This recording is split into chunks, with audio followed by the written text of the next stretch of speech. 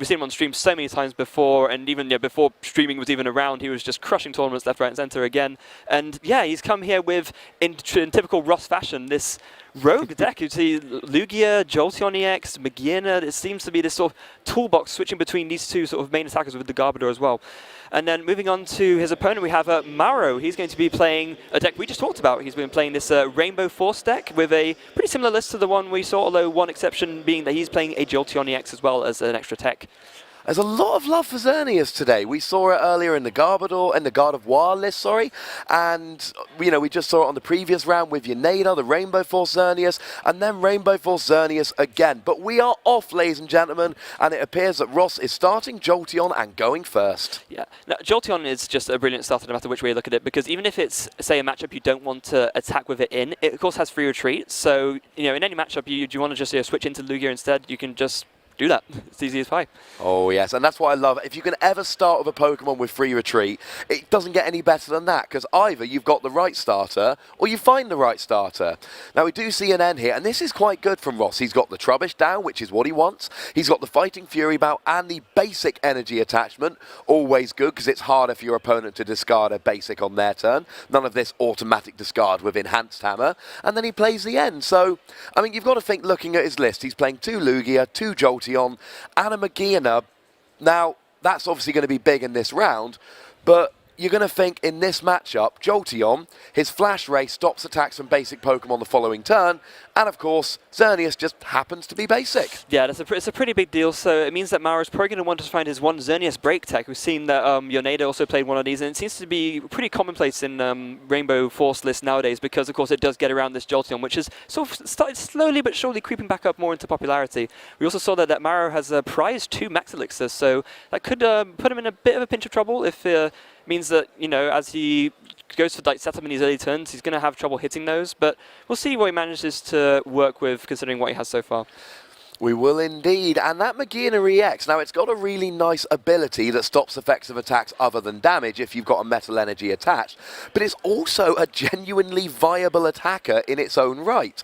And oh look, Xerneas just happens to be weak to metal, so I could see a lot of mileage here. I mean, this looks, on the outset, looks like a very, very good matchup for Ross. He's got the Jolteon, who blocks attacks from the Xerneas, and he's got the Magearna, and I'm looking at Mauro's deck list here, and I'm not seeing a Pokemon Ranger.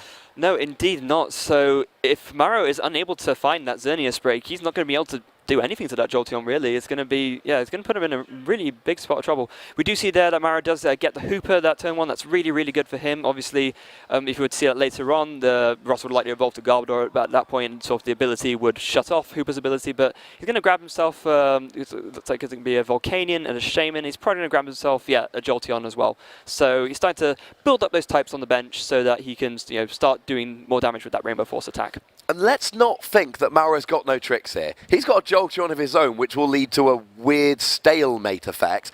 And, of course, he is playing 2 Escape Rope. So you can actually Escape Rope the Jolteon to the bench, and then you can Lysander it back into the active, at which case that effect that it can't be hit by basic Pokemon is gone, and then you can KO it. So between the Jolteon and the Escape Rope and the break, he's got options. Yeah, unfortunately for Mauro, he's not playing any Lightning or Rainbow Energy, so he actually won't be able to use the Flash Ray attack during the course of this matchup. I believe that he just chose to play the Jolteon because it was a Lightning EX with free retreat, so it was just probably the best option for him to choose. But yeah, not really we're going to be able to get any use out of that Flash Ray attack, which otherwise that would have been a really nice option for him. That is unfortunate. I mean, to be fair, free retreat, Lightning type, it does everything you want, but I think right now he's wishing he played 1 or 2 Lightning Energy. Yeah, just for that, just to at least have that option, you know. He does hit a Max Elixir though, so he gets that extra energy attachment, and it is, you know, he's going second, sorry, it's his first turn of the game. He could attack here. Yeah, absolutely. If he sees a double colorless and a way to retreat that Xerneas in the active, he'll be able to knock it out. He already has enough types, and we do see he puts down a double colorless. So yeah, if he sees a switching card off the Shaman, this could be a really, really nice turn 1 for Mauro. He does play Floatstone, it looks like. He's got a couple of them in his list, so if he plays it, now whether he wants to attack, I mean, if I were him, I would.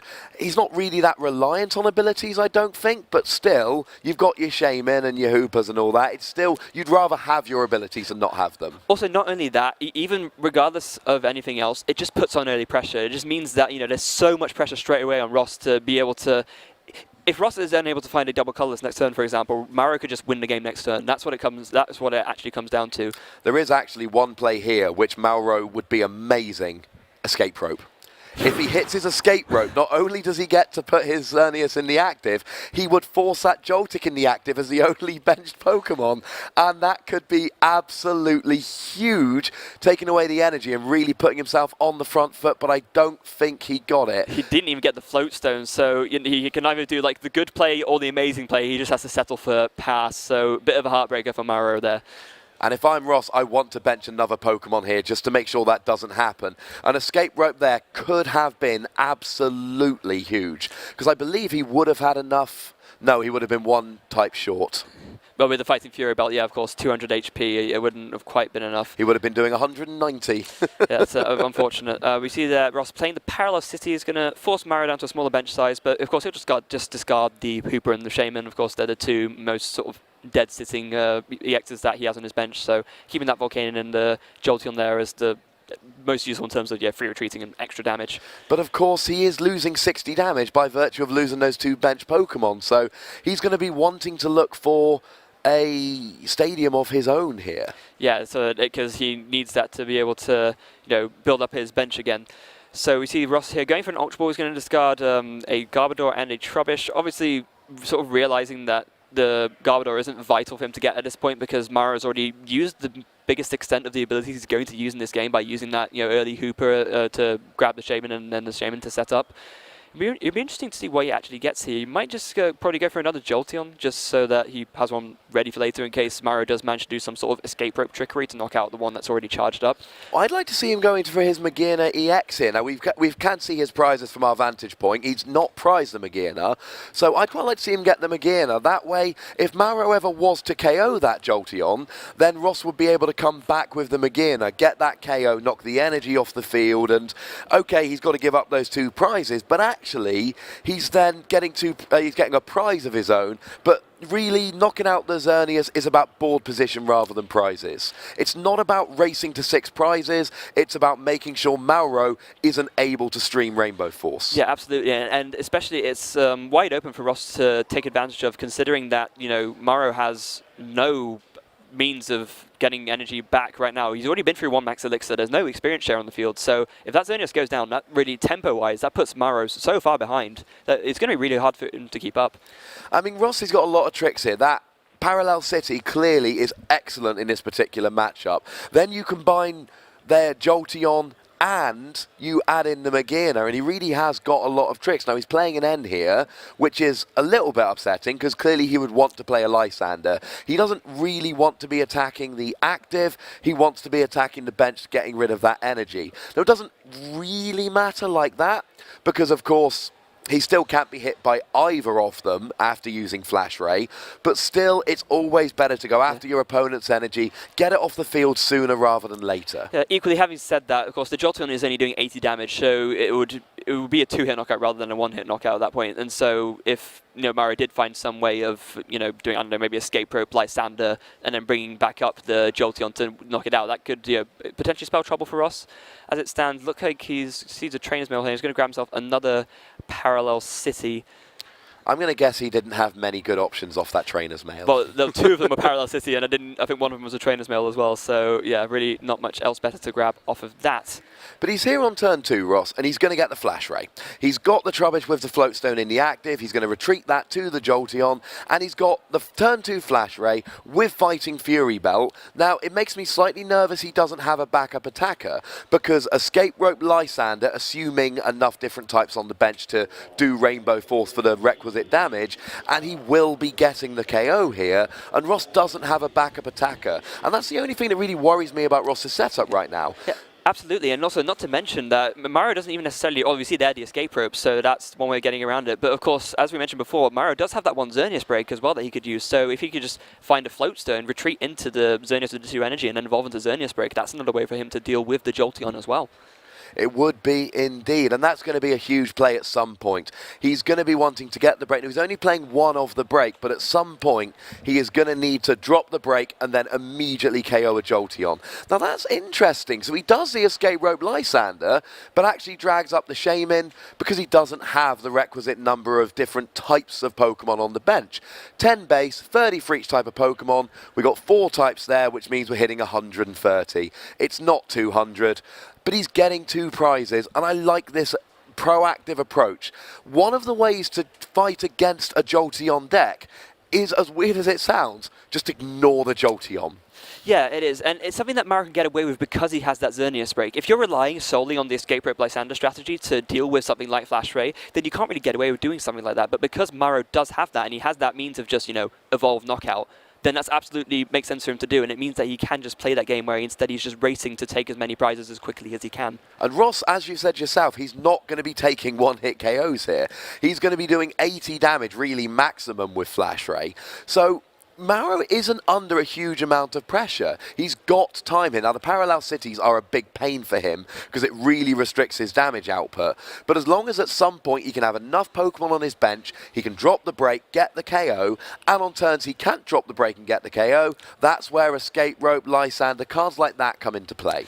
Yeah, definitely. We also see that, in theory, Mauro could actually attack with Xerneas Break 3 times, because he does play 2 Super Rods, so if it times perfectly, then, one Xerneas Break gets knocked out, Super Rod it back in, another one gets knocked out, Super Rod it back in, and then you could do 3 attacks that way, but let's face it, that's quite unlikely to happen. It's a very difficult thing to get working, but I've seen games like that, I've been in games like that, using a one-off tech multiple times. Now here comes the Skyfield, and now Mauro, he wants to get a lot of Pokemon on the bench, although there is a risk-reward here. Put too many Pokemon on the bench, and then Ross's next parallel city is going to be painful. It is, but at the same time, if he's going to be going for the knockout anyway, then that's really all Mauro cares about, because the knockout on this Jolteon puts him so far ahead that at that point I'm not even sure if Ross would be able to keep up, because he's behind on energy attachments as well, so if that did happen, Ross wouldn't even be able to get off another Flash Ray next turn. So if Mauro does do this huge wombo combo turn and he manages to get the knockout on this Jolteon, it would be absolutely huge. It would be huge. Now, he does play Max Elixir, does Ross, and he's got the Trubbish with the Float Stone, so he could have one of those monster turns where he pops the Trubbish in the active, Max Elixir double colourless, but we know that that is not necessarily going to be something that you can do very easily. Now, it looks like he's retreating into Volcanion here, just saying, right, I can't knock out the Jolteon, I can't even hit the Jolteon, so you know what? I'm going to chill for a turn. Yeah, and this is absolutely the correct thing to do. Mariko's completely safe here. There's, the Volcanion can't be knocked out anytime soon, and he would rather just, have that take 80 in the active rather than losing one of his Rainbow Force Xerneases. I like his position here because he's actually got 2 of them and they've both got the free energy. So even a Lysander from Ross here will not be absolutely crushing because Mauro has still got a spare Xerneas there, and I like that he didn't bench a bunch of Pokemon. Either you bench the Pokemon, like you said, to get the KO, or you don't bench too many Pokemon, because there's the Parallel City. He couldn't get the KO, he didn't bench the bunch of Pokemon, and now he hasn't lost them when the Skyfield goes away and the Parallel City comes back in. Absolutely. One of the hallmarks of a great player is not just about, being conservative all the time or being aggressive all the time. It's about knowing what to do when, because both strategies will win you games sometimes, but you need to know when to apply the right one to the right situation, and Mauro is demonstrating that very clearly here. He is. Now, we did see a KO on the Xerneas. We expected to see a KO on the Xerneas. And, Ross has taken his first prize. Mauro's still ahead there, which is, good for him. But again, we've got, and we talked about this when we previewed this deck, when we profiled it before the game, it's not really about losing prizes. It is about being run out of energy. Most Xerneas decks don't lose because 6 Xerneas got knocked out. They lose because you stop being able to Rainbow Force every turn. Absolutely, and we do see there that Mauro doesn't really have a backup Xerneas ready to set up. He has got a Max Elixir in hand, so if you could, it seems like he's going to bench a Shaman here, so we're going to draw 2 off that. And we see, okay, so he plays the Generations, or the Elite Trainer Box rather, Shaman EX as well, so that's a very interesting tech to see in there. And but obviously also really huge, seeing that Rainbow Force Xerneas off of the Shaman, but then not hitting the Max Elixir. That is very upsetting. That would have been huge. You said he had the Max Elixir, but not a Pokemon. He then drew into the Rainbow Force Xerneas, and then he played the Max Elixir and didn't get it. Of all the times to be sort of quite lucky in one sense and then not in the other. But we do see he does get the regular energy drop. He has the double colourless energy there. And another important thing to note about Ross's list is that it does not play Enhanced Hammer. So at no point can Ross say Lysander, the one with free energy, knock that out, and then simultaneously use Enhanced Hammer on the other one to put Mauro, so far behind that he can't even attack. That would be an absolutely crushing turn. The good news for Mauro is that Ross does not have that option. But I'm liking Ross's position here still. He's still going quite well. He's doing his thing, but he still doesn't have a backup attacker. And that makes me very, very nervous because there are options here for Mauro. Mauro can have a big turn here and get the KO. And if he gets the KO using the break or, using Escape Rope and Lysander, then all of a sudden, Ross is left with a trubbish. Yeah, absolutely. And we do see there that Mauro, using one of his 2 Super Rods, he's going to get back a Shaman. So, of course, he only plays 2 of this Shaman. That lets you draw more cards. So, by being able to Super Rod it back in, he can, if he has an Ultra Ball in his hand, which he does, so he can use that to discard 2 cards and use the Shaman to hopefully draw into the Xerneas break so that he can actually knock out this Jolteon. He can indeed. And that Fighting Fury bout is putting in an awful lot of work for Ross, here, because Mauro, we look at his bench at the moment. If he plays a Hooper, you've got to think he's going to get it. But at the moment, we've got 5 types of Pokemon on the bench. Now, if you retreat the Joltik, that'll put it up to 6. But you're still only hitting 190. Now, the good news is that Hooper's going to be his only Psychic Pokemon.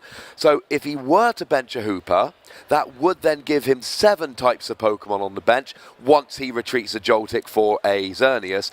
And then I believe he would be able to get the KO. Absolutely, and off this Hooper as well, he's going to search himself for Flygon and a Shaman. So that's 2 more cards thinned out of his deck, and he'll be able to bench the Flygon for another type and then also play the Shaman so he can try and draw into this Xerneas break. He can, and if he hits a Xerneas break, that's going to be very, very big indeed, because all he needs to do is drop it, and all of a sudden, that Jolteon is doing essentially nothing. Absolutely. And we're going to see there, so the down goes the Flygon, and down goes the Shaman as well. Yeah, you might have played something else first, but decided not to. He's going to draw. Does he see it? Does he see it? Oh no, he's missed it! That is very upsetting. Flygon's actually got a really cool ability. If he's in the active, you can make your opponent switch their active Pokemon. Which means, after a KO that Ross takes, you put up the Flygon, you make them switch their active, then you retreat, then you Lysander, and it's an easier way to pull off that Escape Rope Lysander combo. That's really, really cool. I hadn't even thought of that. So, yeah, obviously, it means that you don't always need Escape Rope to do that because you have it sort of built in an ability. Of course, the only problem with that is if Ross gets his Garbodor out, then that won't be an option any longer. But it's very interesting to note that Ross hasn't been able to put that Garbodor into play yet. We saw he opted to discard one off of an Ultra Ball earlier. Had he done that, not only would Mauro not be able to do that play with the Flygon, but he wouldn't have even been able to do that whole turn where used the Hoopers, grab the Shaman and the Flygon. It would have stopped him a lot, actually. And that Shaman has just taken the Expert Belted Xerneas down to 60 HP, which means he's no longer in KO range of Jolteon. 2 Flash Rays, 80, 80, 160, perfect maths. Shaman healing 20 stops that happening.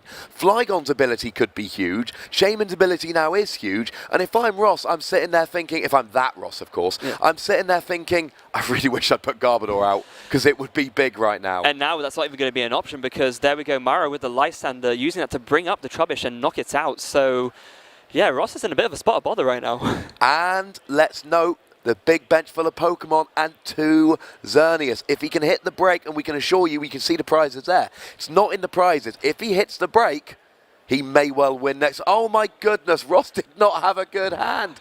He'd been drawing, how many turns must he have been drawing energy for? That's a ridiculous. Too many, that's the answer to that question. Okay, now we know why Ross wasn't building up another attacker. Yes. He was top decking energy every single turn. My goodness. But this could be big, because next turn, Parallel City, Ross needs one here. Because Mauro has got 2 Xerneas, and we know Ross isn't taking a KO, and he's got a bench full of Pokemon. If he drops a break next turn, he wins. Oh, okay, that's big. Yeah, so Ross hitting the Parallel City there, and that's going to work out really nice for him, because now Mauro's going to be forced to discard a lot, and he's debating what's actually best to discard. He's got to decide on one more. It's got to be the Jolteon. Yeah, the Jolteon's got the most damage on it. It's either going to be Oh no, deciding to go for the Flygon. Okay, maybe Mauro there is thinking that He's Ross still is... got to discard one more because he can only have a bench of 3. Oh, okay, He's there's one currently got a hiding. bench of 4. Yes. I know the Jolteon's good, and it's... I mean... Mauro's a lot better with his deck than I am. Mauro's sitting at 3-1 here, and we're sitting behind the comfy desk. But that Jolteon's only got 160 HP, which means a Lysander Flash Ray will get Ross 2 prizes from that Jolteon. And we've already seen that the Shaman and the Flygon could have put in work with their abilities, and there is no Garbodor on the field. If Ross takes 2 prizes off that Jolteon late game, Mauro might regret that decision. However, if he doesn't have a free retreater to put in the active, but then again he's got the Volcanion with the Floatstone. Yeah, I think that they're perhaps Mauro overcompensating a little bit too much for worried about the Lysander play, but I mean, you know, maybe with hindsight, maybe we'll see that. We'll see how it ends up working out in any case. We do see he's going to hit Trainer's Mail, and there's the Xerneas break, a little bit late. Well, he did grab an Ultra Ball. He did, but at this point as well, the Xerneas break isn't going to be doing enough to knock out this Jolteon here, but we see there the Super Rod. Oh, okay, so he can use that to put some of the EXs you just discarded back in. Maybe going for a Shaman, maybe even 2? I mean, I like this play. I wouldn't go for 2 Shaman because the types are very important to make sure he can fill his bench and use Rainbow Force. But certainly there he's thinking, I can Ultra Ball. And actually here, he could, if everything goes right, maybe end the game here. Because the Ultra Ball's for the Hooper. Hooper's for the Shaman and the other Shaman, puts them both on the bench, and this may be why he chose to discard those cards earlier, because he's thinking, you know what, I'm going to get an Ultra Ball and get them back. There's the Skyfield. I was going to say, that wouldn't be possible unless he has the Skyfield, but he does have it, so it makes absolute sense they would do that, and there we go, see the Ultra Ball discarding 2 Fairy Energy, and again, the lack of Garbodor on Ross's side coming into huge play here, because now Mauro can just, use the Hooper and search those 2 EXs again, and he is just very close to being able to take this game right here and now. And if Mauro gets enough Pokemon, I think 7 is the magic number of types, or 6 different Pokemon given the dual typing of Volcanion, and as long as he gets that break, he is going to be able to do it. I was actually ignoring the Skyfield a minute ago, maybe meanly of me, but whenever I see a player that confidently going, right, that's Super Odd, I just assume he's got the Skyfield in hand, because all of Mauro's body language was, I've got this, boys. Yeah, it makes a lot of sense, and we see him there also not forgetting about the Shaman EX's ability, of course, lets you heal 20 damage from each of your bench Pokemon, and there seems to be some sort of confusion there. What's going on? Oh, okay.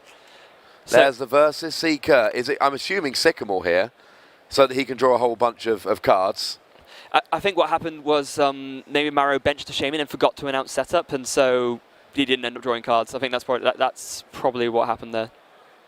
Oh, that could be. So he didn't get any cards off the Shaman EX? No. Because if he didn't draw the break, he's basically given up the chance to draw several extra cards. That's generally not good. It's really not, and it seems like that's what's happened as well, because Mauro hasn't just slammed down that break and announced game. Oh dear. And there's only... and he would have got it. There's only 3 cards left in hand. I think that Shaman would have guaranteed it. And the problem is now, if Ross can drop 1 more Parallel City... I don't think, and he does play 3 of them, if Ross can drop 1 more Parallel City, I don't think Mauro is going to be able to get enough bench Pokemon. Oh, and I mean, if Ross plays Parallel City here, I don't think Mauro's going to win. I think Mauro's probably going to end up decking out. Yeah, but you see, oh no, Mauro's just looked through Ross's discard pile, and all 3 of the Parallel Cities are already in there. Oh, in that case, I don't think Mauro can lose, because he's got 2 Xerneas. So even if Ross KOs a Xerneas, Mauro's got another one, he draws into the break, announces the attack, and, well... he would still have to get 1 more KO, assuming Ross can bench another Pokemon, but unless he gets a Jolteon with all the requisite energy, Mauro's not going to have the same difficulty getting the KO that he's had up to this point. Yeah, absolutely. So, Ross, there is essentially, talking about that, there is that slim avenue for Ross to win if he can just make it so that, Mauro's unable to take the knockout, but it looks like... we see Mauro bring up the Volcanion, he draws a card, it's an N. Oh, 50-50 chance, and he's 2 cards in deck, one of them's the break, and he missed it. No, but it doesn't matter, he has a teammates in hand. So surely you can just play that, search for the break. Oh, he's got a teammate, yeah. Oh, or Sycamore. Or indeed a Sycamore. Puts it on the break, retreats to the break, announces Rainbow Force, which he's allowed to do because he's now an evolved Pokemon, KOs a Jolteon, and Mauro will take game 1.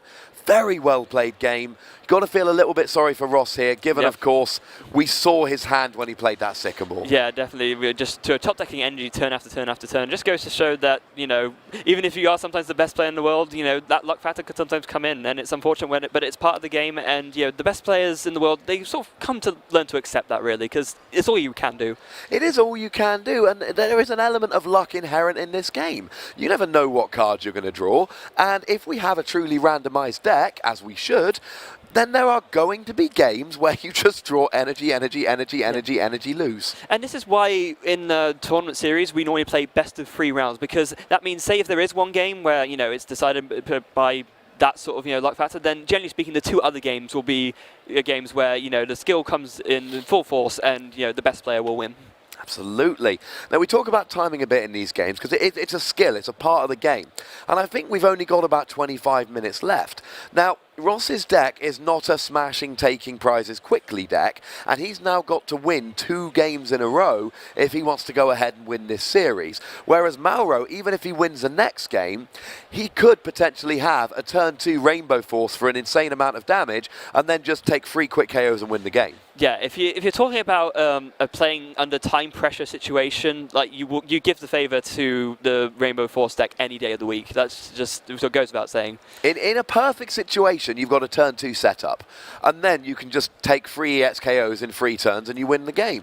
Even that Jolteon, as we've seen, Mauro's got so many ways around it, and I do think that Ross probably does have a slight edge in this match, because we saw in that previous game how difficult it was for Mauro to take those KOs, but Ross could not get his backup attackers, he couldn't draw well enough, and unfortunately he just wasn't able. His deck didn't do what his deck was supposed to do. Yeah, and again, that Parallel City as well coming into huge play, as we saw. Had Ross had another Parallel City left over, he probably just wins that game outright because he plays it, and as you said, Mauro then doesn't have enough it doesn't have enough bench Pokemon of different types to actually be able to knock out the last few that he needs before he runs out of cards in his deck. But because Ross wasn't able, he just discarded too many too early, that ended up not being able to be enough to stop Mauro from winning.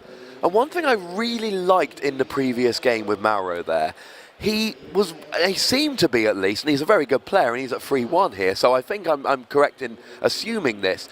He was being very careful. I am going to fill my bench when I'm taking a KO, and I am not. And there was that turn we put a Skyfield in play, didn't bench any other Pokemon, and then the Parallel City replaced it. And I loved that because he wasn't able to get the attack, he wasn't able to get the KO, so he didn't put himself in a position to happen. Yeah, and then he took away that value from Ross's side of being able to, you know, discard so many of the bench Pokemon on Mauro's side that he just can't take knockouts, because, of course, if you're just playing a Parallel just for the sake of replacing the Stadium, then you're not really getting any value out of it at all. If Ross can drop 3 Parallel Cities, all of which decimate the bench of Mauro, I don't think Mauro wins this game. No. Because he cannot recover that many Pokemon. Yeah, 2 Super Rods is not enough to recover from that many, especially if every single one is, as I said, sort of a max power, sort of 8 down to 3 bench reduction. It's 15 Pokemon you're losing. Yeah, it's, it just doesn't work out. You can get 6 of them back with 2 Super Rods. The other 9, they are gone. Now, going back into Game 2 then, I'm still giving Ross a slight edge here. In a fair fight, the problem is we don't have a fair fight. We have 23 minutes remaining and Mauro up 1-0. Yeah, and we also see there more time sort of being spent on the sort of shuffling. Obviously, both players had 1 mulligan, and now Ross has another one as well. So Ross is just there thinking, oh my god, I can't afford to shuffle this much. He's going to have to increase his pace of play, just because you always have to when you're under time. Oh, and another mulligan, that's free. Now, the good news is he's going first, giving your opponent, when you take a mulligan, that means you have no basic Pokemon in your opening hand. You get to shuffle and draw a new opening hand, but your opponent, as a kind of apology for making them wait a bit of a while, you let them draw an extra card at the beginning of their turn. Now, if you're going first and you get extra mulligan cards, that's just wonderful. Absolutely. We do see there. Maybe Ross will be able to hit one this time. And he's going to be looking for an N, because then he has got a Lugia, so he can get going. And, you know, with Mauro taking his extra cards here, Ross is going to want to play an N turn 1 just to mitigate the extra advantage Mauro got from all of those mulligans. Oh, and one of his Jolteon is prized here. He's only playing the 2, and 2 of his free Trubbish are prized. They are not good prizes. We've had those prize cams all day. first time I've looked at it and gone, ooh, I don't like that. Yeah, no, definitely. That is, it's very uniform as well. You see, he's played like 2 lightning energy at the bottom, 2 Trubbish at the top, and then, yeah, the Jolteon and another metal energy. That's a lot of energy to prize as well, come to think of it. Lugia is not going to be brilliant against this deck. No. He will be one-hit KO by Rainbow Force. Now, he's still got Magearna and he's still got 1 Jolteon, but his options are diminished. And he's actually playing a free 2 Garbodor line, free Trubbish 2 Garbodor, deliberately to make sure things like this don't affect him too much. So let's hope he can get that 1 Trubbish out, because we saw last game, unlike most Rainbow Force decks, Mauro kind of needs his abilities here. Yeah, because especially with that play where, you know, Ross can parallel Mauro to, you know, discard him down to a lower bench size, we see that the way Mauro recovers is by, you know, super riding the Hooper back in and then just searching all those all out again. So if Ross can stop Mauro from being able to recover in that way, then that's another method he can use to really get the most value out of his parallel cities and, you know, be able to actually win a game. It's an excellent point. It's an excellent point. And Ross, I mean, he's going to need that lone Trubbish. And when you've got one of a Pokemon in your deck, it's not always that easy to find it. And really here, he's got 3 good attackers. One of them's prized. Oh, there is his Trubbish. That's good. He Ultra Balled for it straight away. Like you've just said, Nick, he's seen how important it is in this matchup. But he's going to need a Magearna and a Jolteon as well. Or a Jolteon, I should say. And he's going to need an energy. Yes, he is, and as we see there, because he has prized so many of his energy, it might make things a little bit awkward, but he does play 7 lightning, so you know, prizing 2, it's fine. He's still got 5 to draw into, and he can, of course, just draw into a double colourless as well. But he's only playing 2 metal, which means one of his 2 Jolteon is prized, and one of his 2 energy he can use if his Magearna is prized. He is going to be under pressure to get attackers out. Now, he does get a DCE on the Lugia, that's quite nice. He plays a Sycamore to get a new hand of 7 cards. He's not doing terribly here, but I worry he's just going to be able to find enough attackers which are going to help him through this game. Yeah, one thing that we've neglected to mention, of course, is that Mauro, as we mentioned earlier, the Genesect is the benefit of, you know, just starting with it, and that's exactly what he's done. So if Mauro can just see a Floatstone, he'll be able to retreat to that and then use the drive change ability to pick up that Floatstone and, you know, put it on a Volcanion later. It's pretty good. It's a very, very good ability. You put it on the Genesect, you retreat him, and then it's just sitting there, unless, of course, Ross gets the Garbodor, and I mean, he's got the Trubbish with the Floatstone. We know he's going Garbodor. Now, one thing Ross might be trying to do here, and it is a risky strategy, but we've seen it pay off on a number of occasions. You know what? I'm just using Aero Ball. Yeah, I mean, you know, it's another option that he has. Again, unlike Jolteon, the Aero Ball, the more energy you put on it, it doesn't give you that same damage cap that you have. So, and you also, of course, if you attach 2 double colorless, you can even use Deep Hurricane. You know, discard, do 150 or 160 with a Fury Belt, and equally, you can use that to he could use that to discard one of Mauro's Skyfields, and that's another way of him replacing stadiums without having to use his own parallel cities. And I think that's what Ross might be thinking here. He might be thinking, and Ross, we've said he's one of the best players in the world. He has been for over a decade now. If there's a trick to be had, Ross is going to spot the trick. And what he's doing here, I think, is saying, I'm low on time, I'm just going to put energy on Lugia and Deep Hurricane. Yeah, because, of course, the unfortunate thing for Ross is because he knows that Mauro has these tricks to actually deal with the Jolteon, it becomes also not as effective a strategy. Obviously, it's still very good. It forces Mauro to have to play more awkwardly, but even in that last game, it wasn't enough. Mauro was still able to recover enough to actually take the win. So, yeah, maybe Ross is just thinking, you know what, if I just go more aggressive, but maybe I can, you know, win this game and at least take this to a tie, because in a best-of-3 series where I'm already 1 game down, I don't fancy my chances of winning the whole thing. I agree with that one entirely, sir. And, I mean, the other thing is, of course, that Lugia is not safe. The Rainbow Force Xerneas is going to be able to get a KO. So Ross needs to be thinking not just, because he doesn't want to put 2 double colorless energies on a Lugia, and then take a KO and just get KO'd right back. So he's going to be thinking, I need to limit his bench, I need to use my parallel cities at the right time, I need to do everything I can to stop him getting set up. Absolutely, we see there Mauro playing Ultra Ball and grabbing himself the Hooper, so just like in the last game, going to be able to set himself up quite nicely, going to grab 3 EXs from his deck. Imagine he'll probably be going for a Shaman EX as one of them, of course the Volcanion, Volcanion as well, yeah, and he's going to go for Jolteon 2. And we'll see what this last one ends up being. I'd be surprised if it wasn't a Shaman, unless he's got a Shaman in hand, of course. He does have a Shaman in his hand, but it's the wrong one. It's the healing one, not the setup one. And oh, okay, looks like he's just going to opt to grab 2, just a Jolteon and the Volcanion at this point. I mean, he might be worried about the Shaman. He might be worried about Shaman being too easily KO'd on the bench, and just worrying about Ross prize rushing here and just getting 6 prizes really quickly, KOing things like Shaman. That might be something he's thinking about. No. Oh, he did have yeah, one. My apologies. He must have discarded the grass Shaman. I with the believe he did then. actually earlier. That's what it was. So Mauro here, he's building up a nice bench full of Pokemon. Now again, he's going second, so there is, and it's not going to be easy, but there is a possibility here where he can just drop a Xerneas and go for a Max Elixir and go for a double colourless, and he's off. Now, I don't think it's going to be easy, but it's possible. It is. Also, a bit of an unfortunate draw for Mauro. He did draw into another Shaman, but benching that at this point with... He has 2 Max Elixirs, but he has nothing worthwhile to attach onto with those Max Elixirs. He didn't see an Ultra Ball or a Xerneas, so he's basically decided that actually passing is just the best option at this point, because doing anything else is essentially just burning resources for no good reason. Yeah. I agree, and it's heartbreaking, but again, it's those little plays that make the good players good. I'm not going to play the Max Elixir for the sake of it. I don't need to. Yeah, definitely. And we see that we were discussing the option for Ross to go aggressive with this Lugia, and it looks like that's what he's going for. You see he's attached 2 double colourless energies. Of course, actually, if he sees a Fighting Fury Belt and a Stadium, he can knock out that Jolteon. Oh, yes. He's going 2 prizes up here, and this might work. Because here's the thing, Ross is going 2 prizes up, and there's no Xerneas on the bench. There's no viable attacker on the bench. Ross could here, just as long as he continues to draw into stadiums, just use Deep Hurricane 3 times for the win. Yeah, I think, unfortunately, I saw that Ross does have the Fury Belt in hand, but I didn't see a Stadium, so he might have to be content with just doing Error Ball for 90, or maybe, I'm actually not sure. We've got a Trainer's Mail in hand, so he has still got one more chance to look for it. Okay, and this makes sense. So he's playing the Max Elixir first to get the Lightning Energy out of his deck, so slightly increasing his odds of maybe hitting one of the parallel cities that he plays. It's a sequencing issue. It's a brilliant one. Yeah. If I can grab a Lightning Energy out of my deck, there's one fewer card in my deck, so my chances of drawing the Stadium I want off the Trainer's Mail go up, only very slightly, but they still go up. Yeah, and it seems that... Oh, no. It looks like Ross was just forced to, do Error Ball or Deep Hurricane. It actually both do the same amount of damage right now.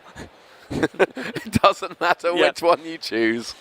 Now, I mean, he's still in a good position, but not quite as good as if he'd got the KO there. Now, one of the things I was going to say a moment ago, the game's been going at quite a nice speed, as games too often do. And if Ross is going to go this Lugia route, I want to see him building up a second Lugia. And it's as if, we're kind of psychically have some Ross connection going on. He gets the second Lugia down, he gets the energy on the Lugia, and he's getting ready for if that Lugia goes down. And we see an energy there, Max Elixir, going on to the Shaman, so we might be thinking Sky Return here. Yeah, and maybe Mauro is just thinking to himself at this point that because he does have a Sycamore in hand, he has another Shaman, and he's thinking to himself, okay, at this point, I decided I actually do want to play the Max Elixirs because I want to be able to draw more with this second Shaman and maybe actually see a viable attacker, because because his other option is to just discard them with the Professor Sycamore he has, or so at that point they're just wasted anyway. So you might as well at least get some value out of them by putting 2 fairies down on this Shaman and maybe being able to Sky Return, or and I doubt the fairy engines will stay on there that long, but another thing that could turn into is maybe more damage with Lifestream, the Xerneas Breaks attack. Could work, could absolutely work. Now, it is a little bit, upsetting that he wasn't able to play them onto a Xerneas. It's also a little bit upsetting that in a deck like this, we talked about maths a little bit earlier, you would expect him to hit 2 of his 4 Max Elixir here. And now, he's just hit 2 of them in a row. The one time he doesn't have a viable target, plays 2, hits 2. Yeah. We saw there that Mauro opted to discard the Shaman in his hand instead of benching it. He was obviously worried about drawing into a Xerneas off the Sycamore and then not drawing into a Skyfield, but he actually did draw into a Skyfield. So he could have potentially gone away with that, but I think overall it was probably still the best play to do, because of course if he hadn't drawn into a Skyfield, it would have been a very bad time. And even if he plays it down, it gives Ross the option to do Deep Hurricane. So pretty smart play from Mauro there. And Mauro there, and he's a very, very good player, as we keep saying. But it needs to be stated. He knows that Deep Hurricane is vastly underpowered without a Stadium. He's just seen Ross search for and fail to find a Stadium. Okay, Ross is going for all the marbles here, and you can see why. Yeah. This is such a good play.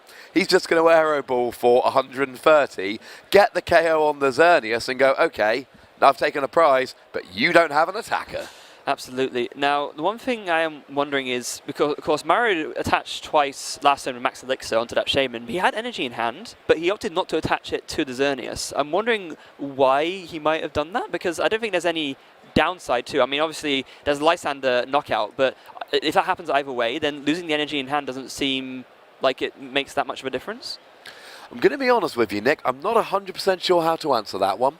It does seem like it would have been the kind of thing to do, but maybe he, maybe he wanted to save it for a later turn. Maybe he wanted to save it for this turn. Maybe he wanted Ross to play the Lysander to take out the Xerneas and then have it for this turn. I'm not 100% sure is the honest answer.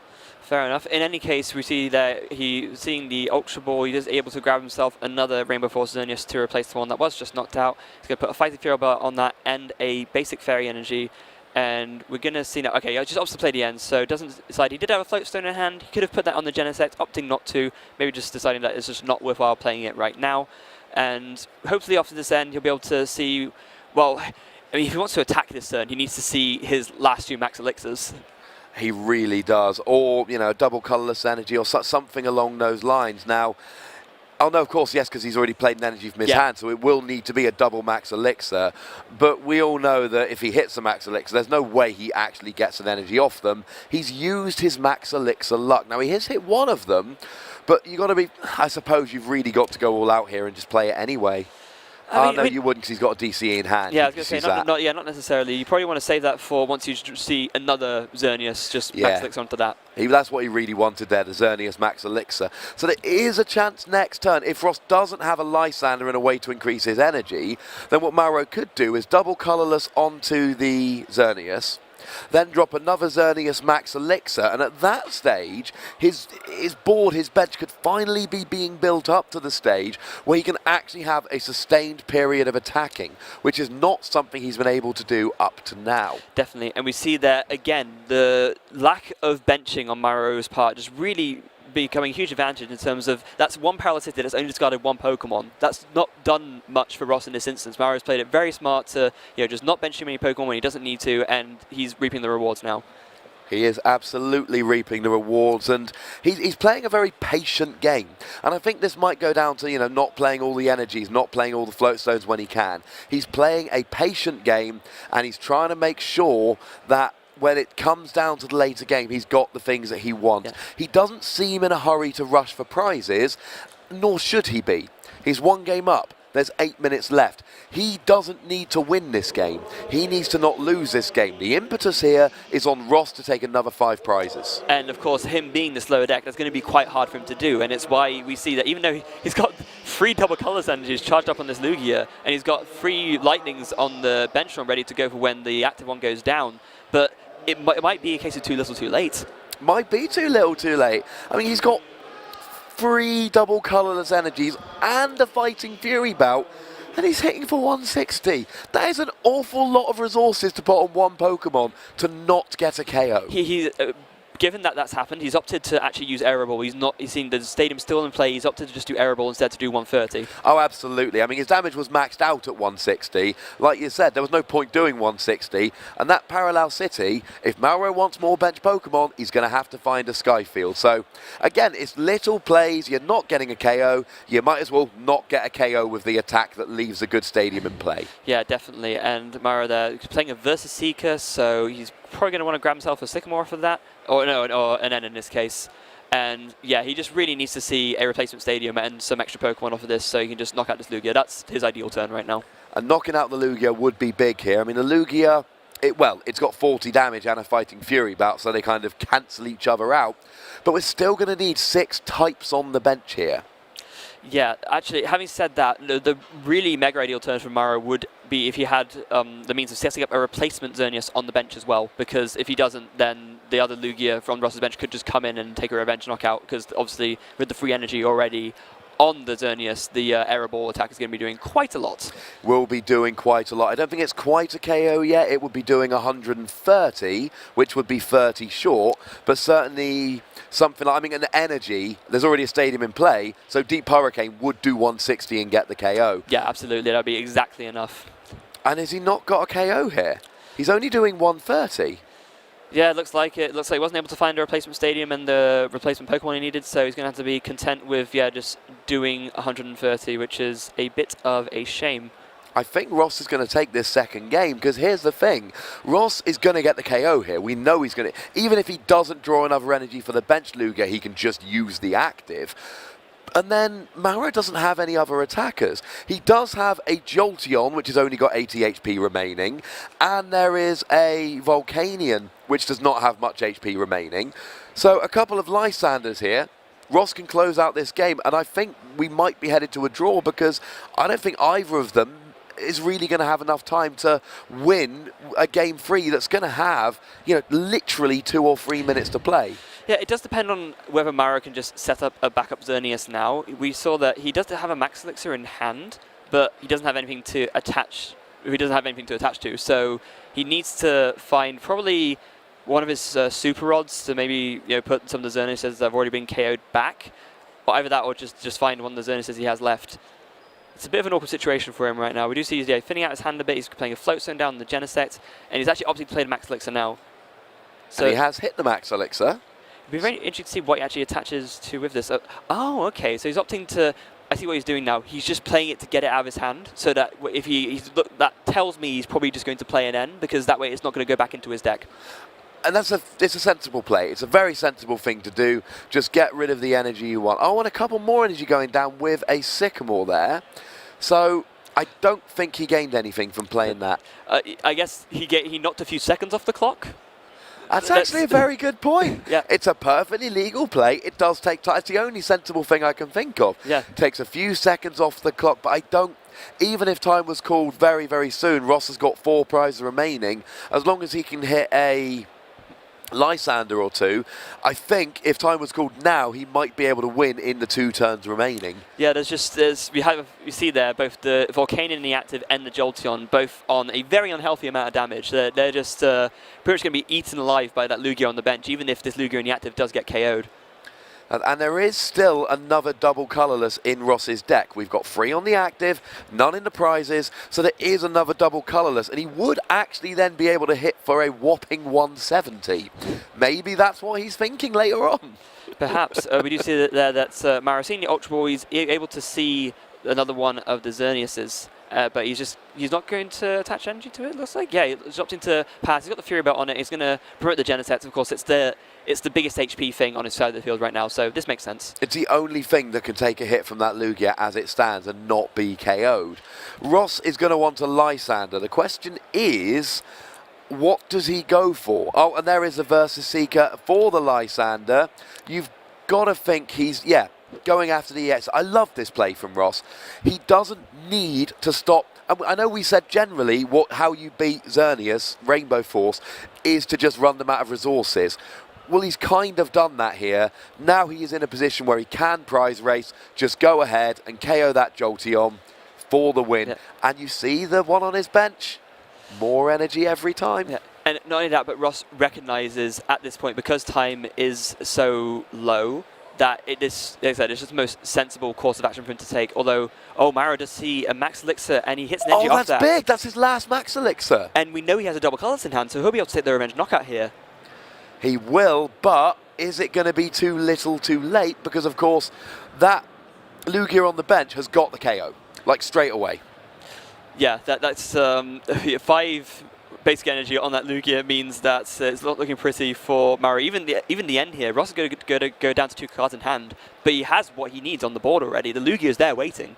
The Lugia is very much there waiting, and one of 2 things is going to happen.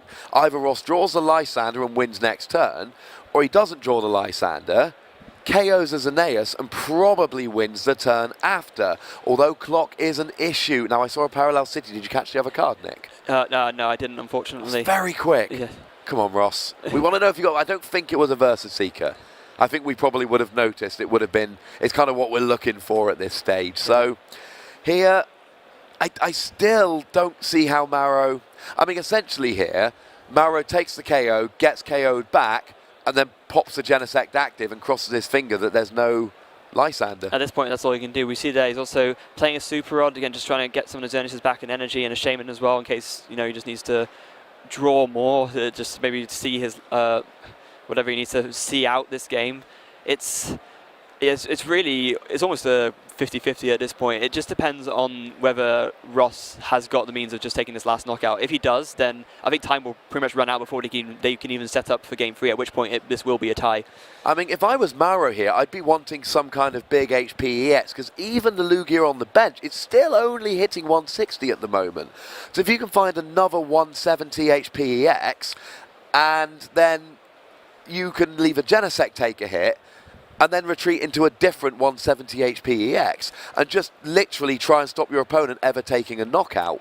So if I was Mauro right now, I'd be looking for another Pokemon like Genesect that could take a hit, because at the moment, 5 energy is not enough, so he's got to go Aero Ball, 160, it's not going to KO everything.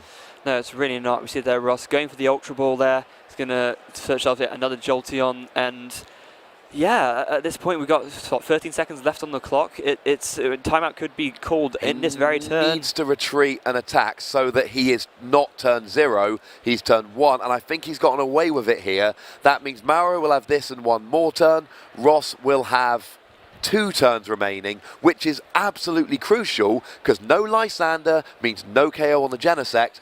2 turns might be needed. Oh, and of course he can just do that. Wait, he's retreated into Pokemon Ross can KO. But he has the Lysander and Ross anyway. has only got 1 prize remaining.